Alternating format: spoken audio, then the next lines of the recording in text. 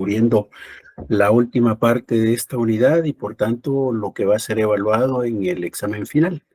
¿Se recuerdan? En el examen final lo que vamos a cubrir es las unidades 4 y 5.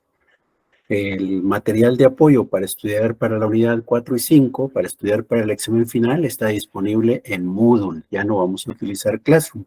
Y es justamente en esa plataforma en donde sustentaremos nuestro examen final. Bien, antes de seguir avanzando, ¿hay alguien que tenga alguna duda, alguna inquietud, algún comentario?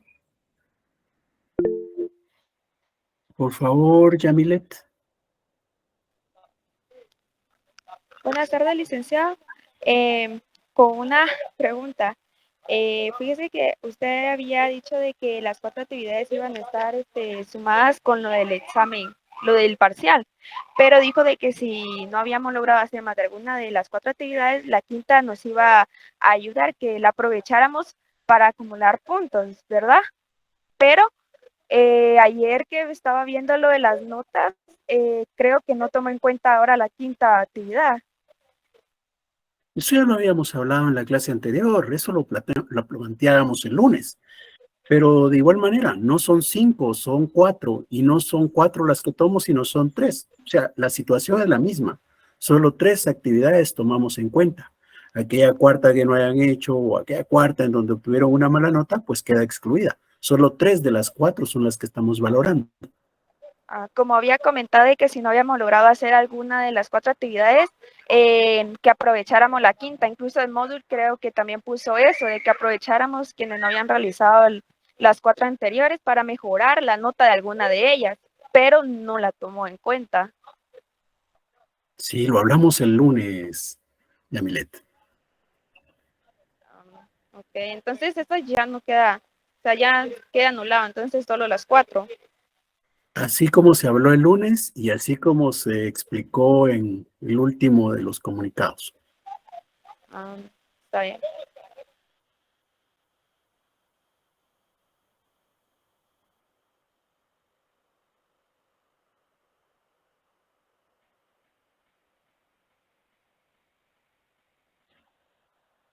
Bien, si no hay ninguna duda, si no hay ninguna inquietud, entonces vamos a seguir avanzando con esta quinta unidad. Son 2 temas los que nos quedan por considerar. Vamos a tratar uno que se conoce como la balanza de pagos. ¿A qué se refiere la balanza de pagos? Cuando hablamos de la balanza de pagos, estamos hablando de un cuadro contable. Así como cuando estudiaban contabilidad, allá en tercero básico, les hablaban del balance de saldos, del balance general, del balance de resultados. Bueno, pues resulta que acá también hay una balanza, pero es la balanza de pagos. La balanza de pagos es un cuadro contable. Como cuadro contable, ¿qué es lo que va a buscar?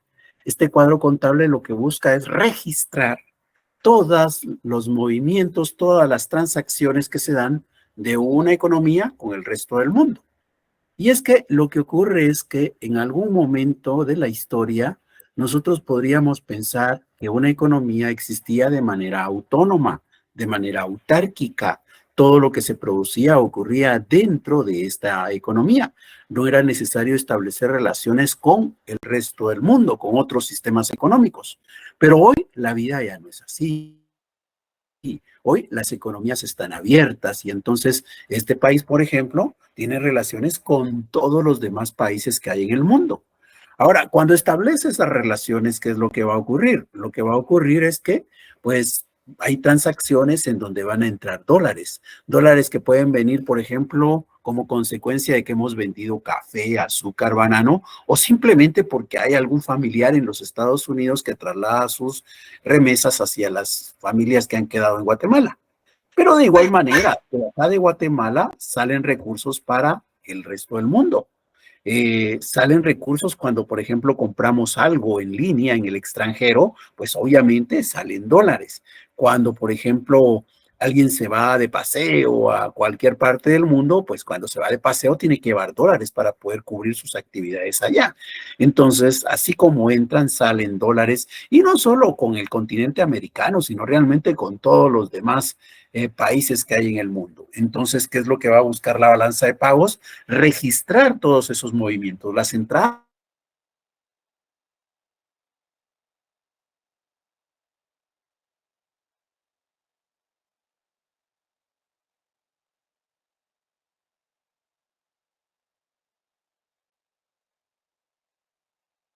y aclarar lo que entendemos por una divisa. Una divisa es una moneda extranjera. En el caso de Guatemala, pues estando en Guatemala, moneda extranjera podría ser el empira, el peso mexicano, el dólar, el yen, el euro, cualquier moneda extranjera es una divisa. Estando en Estados Unidos, por ejemplo, podrían pensar que el dólar es divisa. No, ahí el dólar no es divisa, ¿verdad? Pero el quetzal de nosotros sería una divisa si estuviéramos en Estados Unidos, porque divisa es cualquier moneda extranjera. Estando en Guatemala, el quetzal no es moneda extranjera, el quetzal no es divisa. De las divisas, ¿cuál es la que más sobresale? Pues nosotros en nuestra economía, el dólar diríamos, es una de las monedas que más se utiliza. Bueno, pues entonces, ¿qué es lo que busca la balanza de pagos? Registrar cabalmente los ingresos y los egresos. ¿Qué motivos hacen que ingresen divisas? Como decíamos, cuando exportamos bienes, ingresan divisas. Cuando vendemos azúcar, café, banano o cualquier otro bien al extranjero, entran divisas. Pero también cuando prestamos un servicio, como por ejemplo, cuando le damos servicios de turismo a algunas personas allá en Antigua Guatemala, en Panajachel, pues entonces esas personas reciben un servicio y entran dólares al país. O de igual manera cuando nos endeudamos, ¿verdad? Si Guatemala se endeuda, pues entonces cuando nos prestan, por ejemplo, el Banco Mundial algunos recursos, pues esos dólares entran al país, es un ingreso de divisas.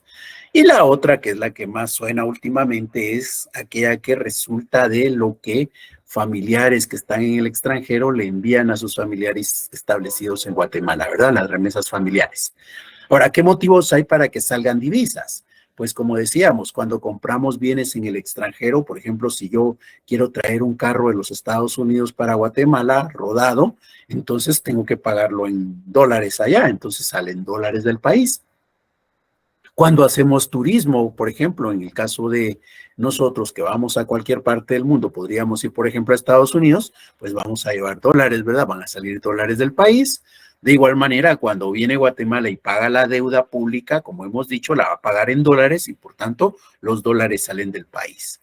O cuando se hace un traslado de utilidades por parte de algunas empresas que su casa matriz está en otro país, ¿verdad? Entonces esos son los motivos por los cuales pueden entrar o pueden salir dólares. Esta balanza de pagos la vamos a ver como una cuenta de ahorro, digamos. En la cuenta de ahorro nosotros sabemos que cuando estamos depositando, pues van sumando, ¿verdad? Pero cuando empezamos a hacer retiros, pues lo que ocurre es que se va restando. Igual ocurre acá. Si entran dólares, vamos a sumar. Si salen dólares, vamos a restar. Entonces, esos signos los vamos a mantener. Eso ya nos hace mostrar que podríamos comparar los dos platitos de la balanza, ¿verdad? Los ingresos con los egresos y podría ser que los dos platitos pesen igual. Si eso ocurriera, decimos que la balanza está equilibrada. Pero podría darse otras dos situaciones. Una es que pesen más los ingresos. Si pesan más los ingresos, es decir, si entran más dólares que los que estamos sacando, entonces hay un superávit. Y por el otro lado, el otro desequilibrio sería que lo que pese más sean los egresos. Si los egresos son los que pesan más, entonces lo que vamos a tener ahí es una situación en donde salen más dólares que los que entran, hay un déficit en la balanza. Bien, entonces esta balanza de pagos de la que estamos hablando incluye tres cuentas. Hay tres cuentas en la balanza de pagos: la cuenta corriente, la cuenta de capital y la cuenta financiera. La cuenta corriente tiene que ver fundamentalmente con esos movimientos relacionados con la prestación de servicios, la venta de bienes. La cuenta de capital tiene que ver más con los recursos que se obtienen por parte de algunos bienes de capital, obviamente, y la cuenta financiera pues tiene que ver con el endeudamiento. Veamos entonces cómo se pueden comportar estas cuentas. Aquí como está en el dibujito, pues lo que tengo es un equilibrio, porque las tres cuentas están equilibradas, están al mismo nivel los ingresos y los egresos. Pero podría darse una situación, por ejemplo, como esta, en donde solo tengo dos cuentas equilibradas, dos cuentas en donde lo que entra es igual a lo que sale, pero tengo la primera, la cuenta corriente, con un desequilibrio. Ahí en la cuenta corriente lo que tengo es un superávit. Están entrando más dólares que los que están saliendo. Es un superávit. Muy bien, si tengo un superávit en la cuenta corriente, ahora tengo que considerar lo que va a pasar con una caja que tengo acá al lado derecho, que son las reservas monetarias internacionales. Las reservas monetarias internacionales podríamos decir que es algo así como una caja, como una alcancía, como un lugar en donde tengo guardado dinero que se puede usar internacionalmente. Bueno, pues resulta que si yo tengo estas condiciones en las tres cuentas de la balanza de pagos, en donde veo que hay dos equilibradas y una desequilibrada, y el desequilibrio es un superávit, quiere decir que están entrando más dólares que los que salen en la cuenta corriente. Esos dólares que entran más allá de los que salen, ¿qué los voy a hacer? Los voy a meter en esa cajita, los voy a colocar en las reservas monetarias internacionales. Entonces, ante un superávit en la cuenta corriente, ¿qué le va a pasar a mis reservas monetarias internacionales? Estas van a aumentar. Se da un aumento en las reservas monetarias internacionales. ¿Qué otra posibilidad hay? Bueno, pues veamos otro ejemplo. Aquí tengo otra vez las tres cuentas. Hay dos equilibradas, la cuenta corriente y la cuenta financiera están equilibradas, pero la cuenta de capital está desequilibrada. ¿Qué tiene esa cuenta de capital? Tiene un superávit, pesa más los ingresos. Entonces, si en la cuenta de capital están pesando más los ingresos, están entrando más dólares de los que salen, entonces, ¿qué va a pasar con mis reservas monetarias internacionales? Voy a tener que colocar en ellas eso que está entrando de más, ¿verdad? Las reservas monetarias internacionales van a sufrir un aumento. Ahora, otra situación, la que está en desequilibrio ahora es la cuenta financiera. De repente me he endeudado más del dinero que he estado pagando. Yo pago la deuda, pero me endeudé más. Por ejemplo, recibí 100 de deuda y pagué 50, pues tengo 50 dólares que me están sobrando ahí, que me han entrado, que no he usado. Esos 50 dólares, ¿dónde los coloco? En las reservas monetarias internacionales. Entonces, si eso es lo que ocurre, voy a tener un aumento en las reservas monetarias internacionales. Bien, entonces con esto que hemos planteado podemos llegar a una conclusión. ¿Y cuál es la conclusión? Que siempre que hay un déficit, perdón, siempre que hay un superávit en alguna de las tres cuentas, ese superávit, ¿qué es lo que trae? Un aumento en las reservas monetarias internacionales. Bien, ahora veamos otras circunstancias. Resulta que ahora no tengo un superávit. Ahora, ¿qué es lo que tengo en cuenta corriente? Un déficit. Pesan más las salidas. Quiere decir que, por ejemplo, estoy recibiendo por lo que vendo en el extranjero en términos netos 100 dólares, pero resulta que cuando veo lo que vendo en el extranjero, o lo que compro en el extranjero, perdón, lo que compro en el extranjero son 120. Recibo 100 y gasto 120. Entonces, estoy gastando más de lo que entra. Es un déficit. ¿De dónde saco para financiar ese déficit en este caso? Voy a sacar de mi caja que tengo ahí al lado derecho, que son las reservas monetarias internacionales. De ahí voy a tener que sacar esos 20 dólares que me estoy gastando de más. Entonces, cuando yo tengo un déficit en la cuenta corriente, lo que voy a tener al final de cuentas es una reducción en las reservas monetarias internacionales. Ahora veamos la cuenta de capital. En la cuenta de capital tengo un déficit acá ahora. Como tengo un déficit, quiere decir que está saliendo más dólares de los que entran. Esos dólares que están saliendo más allá de los que entran, ¿de dónde los estoy sacando? De las reservas monetarias internacionales. Entonces, las reservas monetarias internacionales sufrirán una disminución. Y si el desequilibrio estuviera en la cuenta corriente, perdón, la cuenta financiera, y si la cuenta financiera es la que tuviera un déficit, es decir, una salida más grande de divisas que las que entra, pues igual, ¿qué es lo que se va a dar? Otra vez, para poder pagar. Imaginémonos acá, es algo así como que me endeudé en 50, pero amorticé la deuda en 100, quiere decir que estoy sacando $100 y están entrando 50. Hay 50 más que están saliendo. ¿De dónde salen esos 50? De mi cajita de reservas monetarias internacionales. Ahí entonces voy a ver una disminución. Con esto puedo tener la conclusión nuevamente. ¿Cuál es la conclusión ahora? Ahora es que un déficit en la balanza, un déficit en cualquiera de estas tres cuentas, va a traer como consecuencia una disminución de las reservas monetarias internacionales. ¿Alguna duda?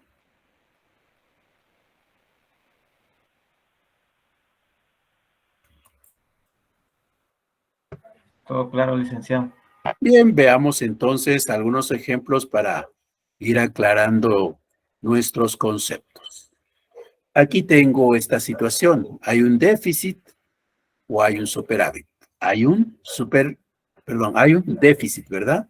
Hay un déficit porque las salidas pesan más. Démosle números. Es -5.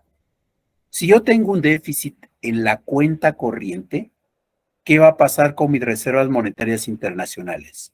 ¿Van a aumentar o van a disminuir? Disminuir. Disminuir. Muy bien, van a disminuir. Van a disminuir en esos 5, ¿verdad? Entonces voy a colocar acá en azul oscuro al lado derecho que hay una disminución en 5. Hagamos la operación. Si quieren empezamos del lado derecho hacia el izquierdo para que nos quede más fáciles de hacer la operación los números, aunque la verdad es que debiéramos de leer de izquierda a derecha, pero para efectos prácticos. 5 acá, menos 5 acá, 0, ¿verdad? Se dan cuenta, siempre voy a tener 0. ¿Por qué? Porque los déficits de estas cuentas los voy saldando con las reservas monetarias internacionales. Agreguemos una situación más. La cuenta de capital ahora está desequilibrada. La cuenta de capital tiene un superávit. Pesan más los ingresos, pesan más las entradas. El superávit es de 3. Entonces, ahora que tengo un déficit en cuenta corriente de -5, un superávit en cuenta de capital de 3, ¿qué va a pasar con mis reservas monetarias internacionales? ¿Van a aumentar o van a disminuir? Aumentan. Ya. ¿Alguien más? Disminuir en 2. Van a disminuir en 2, ¿ya? Porque el 5 es disminución y el 3 es aumento. Entonces, 5 menos 3, todavía me quedan 2 en disminución. Mis reservas monetarias internacionales van a disminuir en 2. Y si hago otra vez la operación, me doy cuenta que tengo este 2 acá, más aquel 3 azul. Tengo este 2 acá, este 3 acá, son 5. Menos 5, 0. Siempre me queda 0, todo está saldado. Muy bien, veamos una complicación más. Imaginémonos que la cuenta financiera ahora tiene un superávit. Me he endeudado más de lo que he pagado de deuda. Entonces tengo un 2 acá. ¿Qué pasa con mis reservas monetarias internacionales ahora? ¿Aumentan o disminuyen? Disminuye. ¿Alguien más? Está en equilibrio. Sí, no van a sufrir ningún cambio las reservas monetarias internacionales, ¿ya? Ningún cambio, porque estos 5 que me he gastado de más en la cuenta corriente se van a saldar con estos 3 que he recibido de más y estos 2 que he recibido de más. Estos 3 que he recibido de más estos 2 que he recibido de más hacen 5. 5 recibidos de más que financian estos 5 que he gastado de más. Entonces no necesité ir a esta cajita a sacar dólares para saldar estas cuentas. Ya entre ellas se saldaron y entonces 2 más 3, 5, menos 5, 0. No toqué las reservas monetarias internacionales. Muy bien. Ahora veamos otra situación. Tengo un déficit en la cuenta corriente de -8. Si tengo un déficit en la cuenta corriente de -8, ¿qué va a pasar con mis reservas monetarias internacionales? ¿Aumentan o disminuyen? Disminuyen. Disminuyen, ¿verdad? Y disminuyen en 8.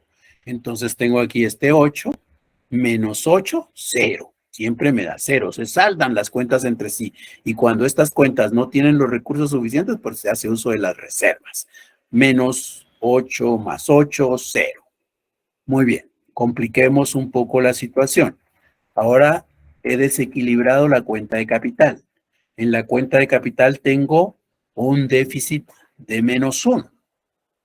Entonces, así las cosas, ¿qué va a pasar con mis reservas monetarias internacionales?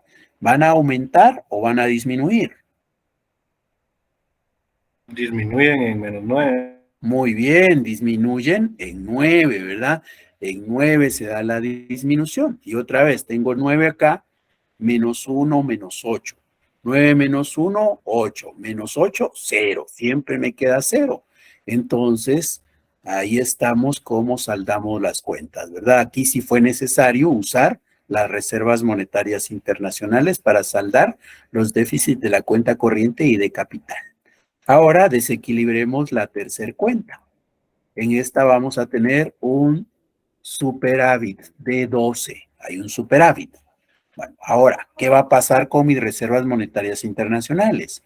¿Van a aumentar o van a disminuir? Aumentan, ¿verdad?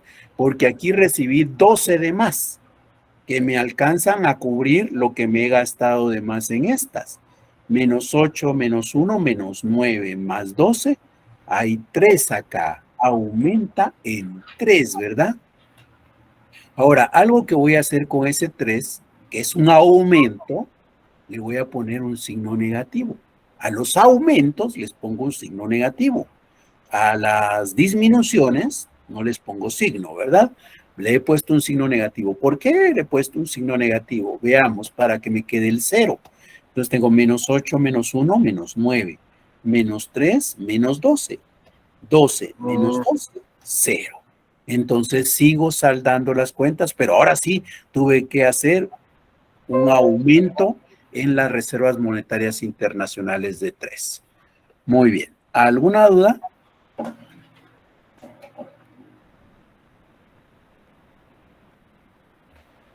Bien, si no hay dudas, entonces esto es la balanza de pagos. ¿Qué es la balanza de pagos? Hemos dicho, la balanza de pagos es un cuadro contable que lo que hace es registrar los ingresos y los egresos de divisas, ¿verdad? Eso es lo que hace ese cuadro contable. Bien, ¿alguna duda?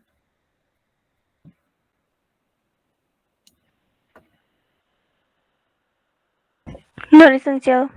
Gracias.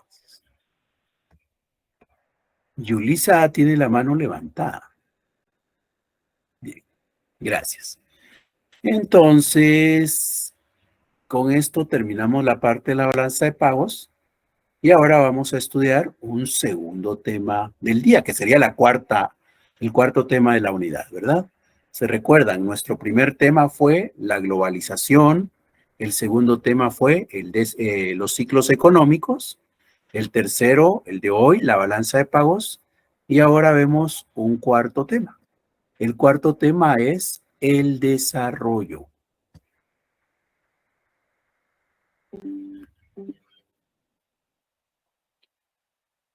Cuando se habla del desarrollo, la primera pregunta sería, ¿y cuándo empieza a hablarse del desarrollo? Del desarrollo se empieza a hablar casi que posteriormente a la Segunda Guerra Mundial. Después de la Segunda Guerra Mundial, cuando esta realmente está por finalizar, se empiezan a hacer esfuerzos por crear la Organización de Naciones Unidas, la ONU. Y la ONU se crea con el ánimo de que los países tengan un espacio en donde resolver sus conflictos y no tener que ir a una guerra. Ya antes de Naciones Unidas se había creado una Liga de Naciones, pero fracasó. ¿Por qué? Porque se dio la guerra, ¿verdad? Entonces, ya terminando la Segunda Guerra Mundial, dicen hay que crear un mecanismo tal vez mejor organizado, con mejores herramientas que permita resolver los problemas entre los estados y que no sea necesario ir a la guerra. Bueno, pues Naciones Unidas es creada después de esta Segunda Guerra Mundial y es Naciones Unidas el seno en donde se va a dar discusiones sobre las diferencias que hay entre los países, diferencias que se muestran, por ejemplo, cuando comparamos las condiciones de vida de un país con otro país. Por ejemplo, lo que tenemos en la imagen, ¿verdad? Hay países como en Estados Unidos o en algunos europeos en donde la mayoría de los niños tienen acceso a todos los satisfactores. Aquí nos muestra un niño que tiene ropa, que seguramente no tiene hambre, que tiene un dispositivo para poder acceder a la información, mientras que por el otro lado tengo a un niño que seguramente no tiene los alimentos suficientes, que no ha sido posible satisfacer sus necesidades de vestuario, un niño que obviamente no tiene un teléfono, no tiene un acceso al internet. El mundo es así. Así tenemos las diferencias en nuestras sociedades. Y entonces, al seno de Naciones Unidas, vienen y dicen, pero ¿por qué no todos somos iguales? ¿Por qué no todos tenemos lo mismo? Específicamente de este lado del mundo, en el caso de América Latina y el Caribe, pues surge esa preocupación y Naciones Unidas viene y dice, vamos a crear unas comisiones que se van a encargar de estudiar de por qué es que hay tantas diferencias entre los países. Por ejemplo, vamos a buscar establecer por qué hay tanta diferencia entre los guatemaltecos y los norteamericanos, o entre los argentinos y los costarricenses, por ejemplo, ¿qué es lo que marca las diferencias? Y entonces vino Naciones Unidas y creó una comisión, la Comisión Económica para América Latina y el Caribe, que fue establecida por resolución 106 del Consejo Económico y Social del 25 de febrero de 1948. Allá en 1948, entonces, se creó esta comisión. Esa comisión, ¿cómo se llamaba en ese entonces? Se llamaba Comisión Económica para América Latina. Así fue como surgió en 1948. ¿Y cuál era la tarea de esta comisión? Tratar de explicar por qué hay tantas diferencias entre los países de América. ¿Por qué Estados Unidos se muestra como un país altamente avanzado comparado con países como Guatemala, El Salvador, Honduras? ¿Qué es lo que hace que hayan tantas diferencias? Entonces, por eso se creó esta Comisión Económica para América Latina.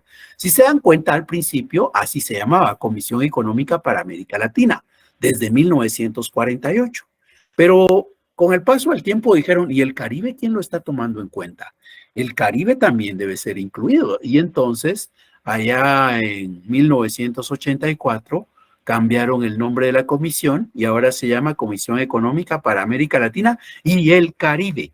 Lo único es que en las siglas no quedó y el Caribe, ¿verdad? Siguió llamándose CEPAL. Pero ese es el ámbito territorial en el cual esta comisión hace su trabajo de buscar explicar las diferencias que hay entre estos países. ¿Qué es lo que dijo CEPAL? Bueno, CEPAL dijo, ¿qué es lo que está pensando el mundo? El mundo está pensando que todos los países en algún momento partieron de una línea inicial y que hay algunos, como en las carreras, ¿verdad?, que se van quedando atrás y otros que van adelantados. Nosotros podríamos colocar hoy a 8 corredores cabalmente en la misma línea de partida, los 8, pero resulta que como no todos han entrenado lo mismo, no todos se han preparado igual, no todos son disciplinados, no todos están igualmente alimentados, no todos están dotados físicamente de la misma manera, pues entonces vamos a encontrar que si bien todos parten del mismo punto, hay unos que se van a ir adelantando y otros que se van a ir quedando atrasados. Así pensaba el mundo en ese momento, cuando estamos hablando de la posguerra. Estaba diciendo, bueno, pues Estados Unidos va adelante porque de plano que ese país sí es disciplinado, dedicado, se esfuerza, mientras que de repente Guatemala va de último, ¿verdad? Va de último porque somos indisciplinados, no nos gusta trabajar, no planificamos nada, perdemos el tiempo. Entonces, así se pensaba. Ya habían países que iban adelante, otros atrasados, pero era cuestión de cada uno, que todos habíamos salido del mismo punto de partida. Pero CEPAL dice, eso no es cierto. No todos los países salimos alguna vez de un mismo punto de partida. ¿Qué es lo que está ocurriendo? Que no todos los países tenemos las mismas oportunidades, no todos estamos con las mismas relaciones. Cuando vemos todos los países de la región, descubrimos que hay un país que está en el centro y todos los demás son países periféricos que giran alrededor del centro. Y entonces, cuando vemos la situación, por ejemplo, en esta parte del mundo tendríamos a Estados Unidos en el centro. Y alrededor de él giran todas las economías de todos los países latinoamericanos. Es lo que pasa, porque es que hay uno en el centro y todos los demás de periféricos. Lo que ocurre es que hay que considerar qué pasa con la producción en cada uno. Todos los países como Guatemala, por ejemplo, nos dedicamos a producir materias primas o alimentos. Eso es lo que producimos. Y nosotros lo que producimos se lo vendemos principalmente al país del centro. Y casi que todos los países periféricos producimos lo mismo y solo tenemos a un comprador, el país del centro. Entonces, un mercado en donde hayan muchos vendiendo y solo uno comprando, es un mercado en donde el que compra establece las condiciones, ¿verdad?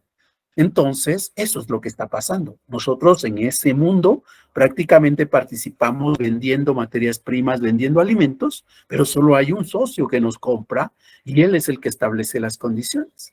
Si nosotros no las aceptamos, no le vamos a poder vender a él.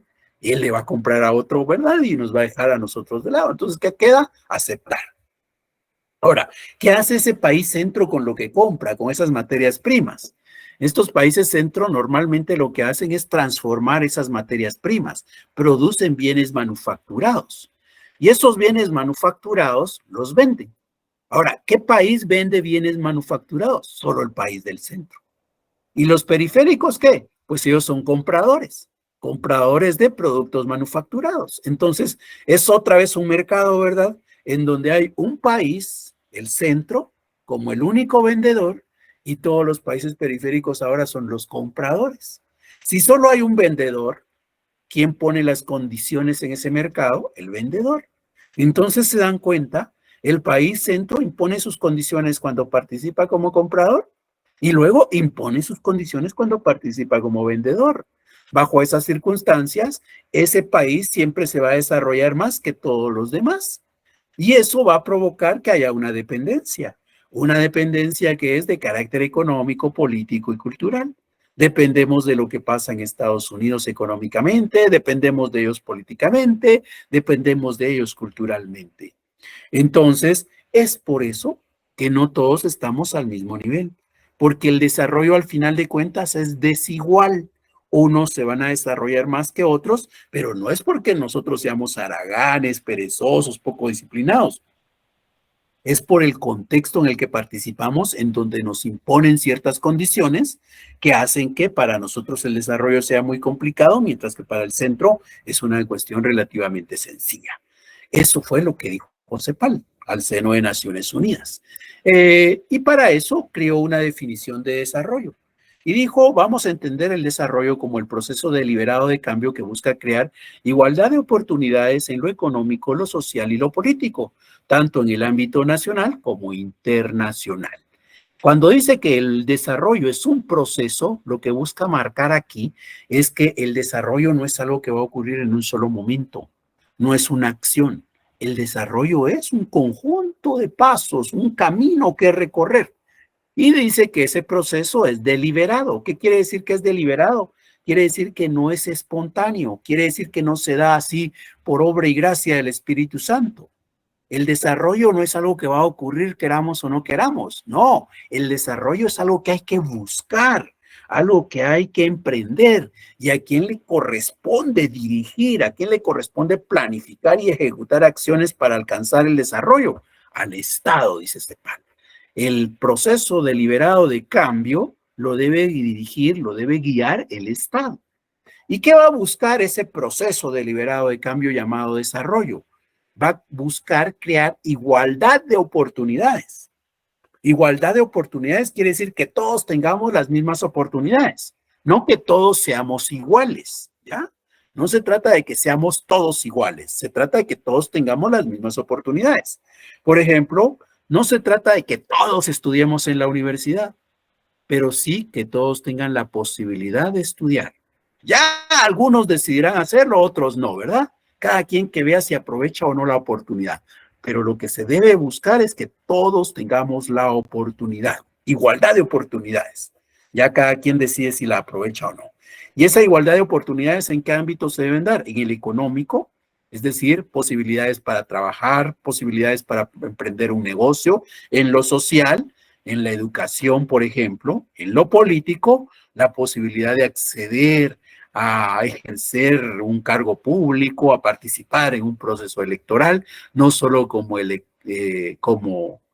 elector, ¿verdad? Sino como elegido. Entonces, esa es lo que se busca, tener igualdad de oportunidades para todos, en todos los ámbitos, y eso puede ocurrir a nivel nacional, es decir, que las oportunidades que hay en la ciudad de Guatemala sean las mismas que hay en cualquier pueblo que se encuentre en el interior del país, pero también se busca que haya igualdad de oportunidades en el ámbito internacional. Y eso iría orientado a que las oportunidades que se den en Estados Unidos sean muy similares a las que nosotros tenemos, ¿verdad? O que las que nosotros tenemos sean muy similares a los que ellos tienen. Eso es el desarrollo en el contexto de CEPAL. Después de esa explicación que da CEPAL desde allá de 1948, pues llega un momento en el cual se sigue hablando del desarrollo, pero la misma Naciones Unidas creó un programa que se conoce como el Programa de Naciones Unidas para el Desarrollo, por sus siglas PNUD, ya, el PNUD, el Programa de Naciones Unidas para el Desarrollo. El Programa de Naciones Unidas para el Desarrollo creó otro concepto, que es el de desarrollo humano. El desarrollo humano, ¿qué es el desarrollo humano? Pues dice que tiene por objeto las libertades humanas. La libertad de desarrollar todo el potencial de cada vida humana, no solo el de unas pocas, ni tampoco el de la mayoría, sino el de todas las vidas de cada rincón del planeta, ahora y en el futuro. El desarrollo humano, entonces, tiene que ver con que cada uno de los individuos que existimos tengamos la posibilidad de aprovechar al máximo nuestro potencial, de desarrollar nuestro potencial. Si se dan cuenta, el concepto de desarrollo humano va más orientado a lo individual, mientras que el concepto de desarrollo promovido por CEPAL tiene que ver más con las relaciones de estados. Ahora, este concepto de Naciones Unidas es más de carácter individual. Y dijeron, ¿cómo sabemos si un individuo está en la capacidad de poder aprovechar al máximo su potencial? ¿Cómo saber que alguien puede aprovechar su potencial? Y dijeron, hay 3 elementos aquí que considerar. Estos 3 elementos tienen que ver con la economía, la educación y la salud. Para que una persona alcance su máximo potencial, ¿qué necesitamos? Pues que su economía esté bien, que su salud esté bien y que tenga acceso a la educación. Con esos 3 elementos podemos garantizar que una persona alcanza su máximo potencial. Muy bien, en lo económico, ¿qué es lo que hay que considerar? Pues hay que considerar cuál es el ingreso que tiene, ¿verdad? Y el ingreso viene de la producción. Entonces, ¿pero qué datos tenemos? Tenemos el Producto Interno Bruto. Recuerdan ustedes que ese es un agregado macroeconómico, resulta como la suma de todo lo que produce Guatemala. Pero aquí eso es lo más importante en economía, el PIB.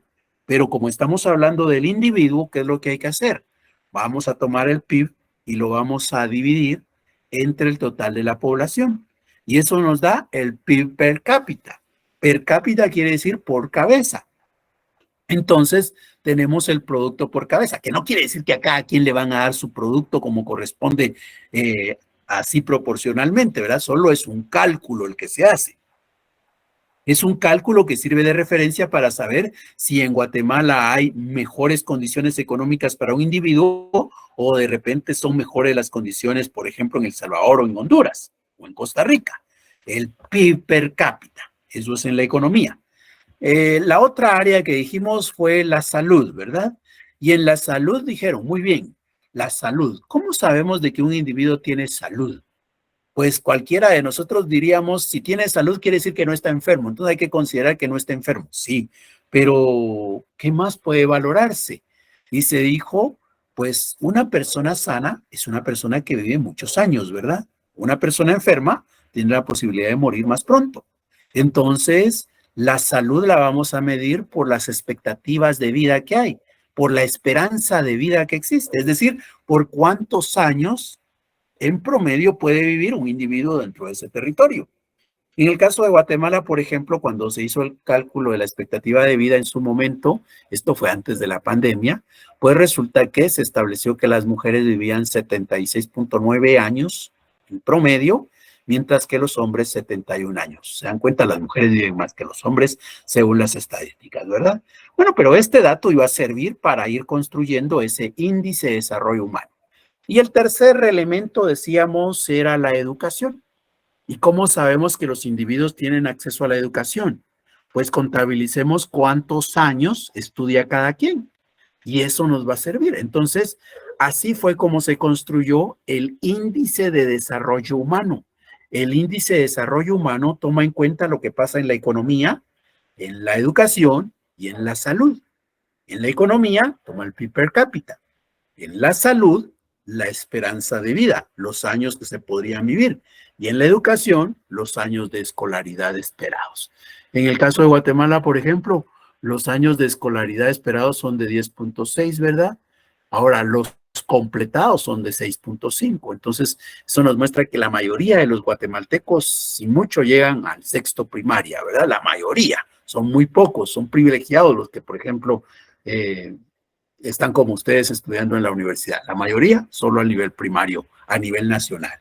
Bueno, pues resulta que esos son los tres elementos que se van a tomar para construir ese índice. Se hace un cálculo con una fórmula y luego, como esto se hace para cada uno de los países, se clasifican a todos los países del menor al mayor.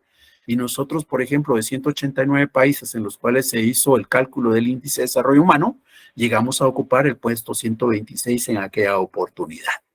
Bueno, este es el concepto de desarrollo humano que promueve el PNUD, el Programa de Naciones Unidas para el Desarrollo, ¿verdad? Aquí hay otras cifras, lo relacionado con el producto, la población, el porcentaje de pobreza extrema y otros elementos, ¿verdad? Del PNUD, que aquí está el logo de la institución.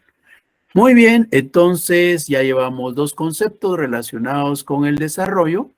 ¿Y qué más es lo que se siguió haciendo? Bueno, pues se siguió tratando otro concepto, este desarrollo rural. El desarrollo rural es un concepto que se va a crear para buscar explicar que no es lo mismo lo que ocurre en la ciudad que lo que se da en el campo.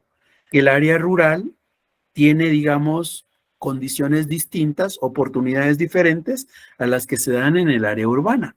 Muchas veces, situaciones como esa, por ejemplo, explican lo que nosotros vivimos durante 30 años. En Guatemala hubo una guerra interna en donde habían personas que estaban pidiendo mejores condiciones de vida, y eso dio lugar a hablar de desarrollo rural en el caso de Guatemala. Cuando se terminó esta guerra, lo que se hizo fue se suscribió unos acuerdos de paz. Y hay un acuerdo de paz en donde el Estado reconoce que existen diferencias entre el campo y la ciudad y que es necesario que el Estado haga algunos esfuerzos para que la población que vive en el área rural tenga por lo menos las mismas oportunidades que hay en el área urbana. Bueno, pues es otro concepto, el desarrollo rural. Y finalmente, un concepto más que tiene que ver con el desarrollo es el de desarrollo sostenible. El concepto de desarrollo sostenible surge allá por 1987, cuando se da una preocupación por lo que está pasando con el planeta. Se dan cuenta ustedes que hoy es un día caluroso, ¿verdad? Pero si nosotros nos vamos a la historia, se descubre que hay momentos en los cuales se habla de la capa de ozono, de el efecto invernadero, y todo eso hace que se celebren cumbres mundiales para tratar este tema. Y en ese contexto de las cumbres, pues va a surgir el concepto de desarrollo sostenible. El concepto de desarrollo sostenible lo que implica es reconocer que los recursos naturales son un patrimonio de la humanidad. Y si decimos que son un patrimonio de la humanidad, quiere decir que son un patrimonio de todos los seres vivos que ya murieron, que es un patrimonio de todos los seres vivos que hoy estamos, pero que también como humanidad son todos los que no han nacido, ¿verdad? Pues es un patrimonio que corresponde también a las futuras generaciones. Si los recursos naturales son de todos, los que ya vivieron, los que vivimos y los que van a vivir, Entonces debemos de entender que nosotros los tenemos prestados y que tendremos que entregárselos en su oportunidad a las futuras generaciones. Cuando nosotros hagamos uso de los recursos naturales, no tenemos que comprometerlos, no tenemos que ponerlos en riesgo de perderse. ¿Por qué? Porque estos recursos deben de ser utilizados por las próximas generaciones. Por eso se dice que nuestras actividades económicas no deben de comprometer la capacidad de las generaciones futuras de poder satisfacer sus propias necesidades. Cuando se dice que la actividad económica, por ejemplo, la industria o la agricultura, tienen que respetar el uso adecuado de los recursos para que estos logren preservarse y puedan ser aprovechados por las próximas generaciones, estamos hablando de desarrollo sostenible. Bien, ¿alguna duda con relación al desarrollo? No, licenciado. Gracias. Bien, entonces con este tema del desarrollo estamos concluyendo el contenido del curso. Les repito algunas consideraciones finales. Hemos terminado el curso, nos queda pendiente únicamente el examen final. Para el examen final tenemos que estudiar el contenido de las unidades 4 y 5. Este contenido está disponible en Moodle. Ahí hay una actividad que les permite familiarizarse, esa actividad que algunos ya hicieron y otros todavía no han podido, pero ahí está. Va a quedar abierta con múltiples intentos. Esta vez estaba en 2, ahora van a poder hacer muchos intentos, los que ustedes quieran, y eso les sirve para repasar, para familiarizarse con la plataforma y que en el día del examen no haya ningún inconveniente. Entonces, eso es lo que tenemos. Si llegara a darse que lamentablemente alguien pierda el curso, pues entonces lo que queda son 2 oportunidades de recuperación. Las oportunidades de recuperación serán probablemente en agosto, a finales de septiembre. Hay 2 oportunidades. ¿Qué son esos exámenes de recuperación? No es que el examen valga 100 puntos y si paso de 61 ya promoví. No, el examen de recuperación es como repetir el examen final. Vale 30 puntos, perdón. Vale 30 puntos el examen de recuperación. Ustedes llegan al examen de recuperación con la zona que hoy hayan acumulado. Esa zona que ustedes llevan es la que les va a permitir poder promover si con los puntos que obtengan en el examen de recuperación llegan a 61. Si alguien lamentablemente no logra aprobar en ninguna de esas 2 oportunidades, pues tendrá derecho a una escuela de vacaciones en diciembre. En la escuela de vacaciones sí se empieza de 0 porque hay que recibir clases prácticamente durante todo el mes. Entonces es como repetir el curso, se empieza de 0. Ahí sí se hace una zona específicamente para la escuela de vacaciones y se tiene un examen, pero todos sus detalles se los dan durante la escuela de vacaciones. Para los exámenes de recuperación no es necesario que se sometan en la misma sección en la cual ustedes estuvieron asignados. Ustedes pueden escoger asignarse en cualquier sección para examen de recuperación. ¿Ya? Ahora, lo que yo he dicho de que el contenido que voy a evaluar en el examen de recuperación es solamente las últimas 2 unidades, esto es válido para el examen que yo voy a colocar como primera y segunda oportunidad de recuperación.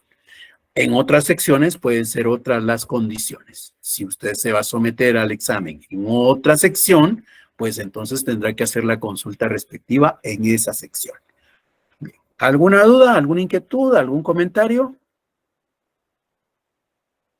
Sí, disculpe, la fecha de su examen, del examen final, va a ser 24. Sí, sí. Está en el calendario general. Yo ahorita no lo tengo aquí a la mano, pero es lo que aparece en el calendario general de actividades. Ah, ok. Veámoslo de una vez. Sí, el 24 de mayo. Estamos a 14 días del examen. Muy bien, muchas gracias. Para servirles. Siempre será a las 18 horas, ¿verdad? Y la plataforma, ustedes recuerdan, es Moodle. No vayan a andar buscando un link en Classroom porque no va a ser en Classroom. No va a ser mediante formularios de Google. Será en Moodle. No, vamos mejor una vez. Es que desea eso, no, más bien. Más bien. Está lleno, muy bien.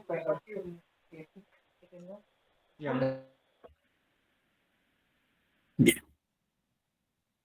Si no hay dudas, entonces lo único que me queda es agradecerles la atención que me han prestado en este semestre, quedar a la disposición si puedo ayudarles en algo en el futuro, y por el otro lado, esperarlos el día 24 de mayo para el examen final.